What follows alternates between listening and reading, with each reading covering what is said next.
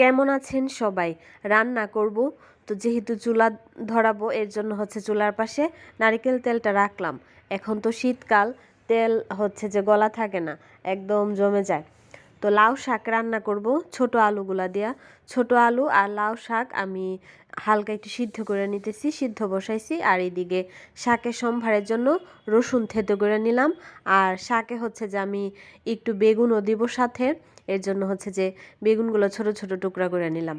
তো এই তো আলু আর শাক সিদ্ধ হয়ে গেছে, এখন হচ্ছে যে আমি কড়াই থেকে উঠায় নিলাম। তারপর হচ্ছে যে এখন রান্নাটা করব। রসুন সম্ভার দিলাম, বেশি করে রসুন দিলাম। তারপর 2টা শুকনো মরিচ দিলাম। এখন বেগুনগুলা দিয়ে দিলাম। বেগুন তো নরম সবজি, এগুলো তো সিদ্ধ করার প্রয়োজন নেই আগেই। শাক আর আলুটা যেহেতু একটু শক্ত, এর জন্য আর কি আগে একটু সিদ্ধ করে নিছি। তো তারপর আমি লবণ দিয়ে দিছি। দেওয়ার পর এখন হচ্ছে যে সিদ্ধ করে রাখা আলু আর লাউ শাক এগুলা দিয়ে দিছি। দেওয়ার পর এখন আমি 2টা কাঁচামরিচ হাত দিয়ে ভাঙে দিয়ে দিলাম। দিয়ে আর একটু নাড়াচাড়া করে নিতেছি। এখন আমি মাঝখানে আবার একটু হলুদের গুঁড়াও দিছিলাম, একদমই অল্প কইরা। তারপর ঢাকনা দিয়ে দিছিলাম। এই তো লাউ শাক ভাজি হয়ে গেছে, এখন বাটিতে নিয়ে নিলাম। এটা অনেক টেস্ট হয়, সাথে শিমও দেওয়া যায়।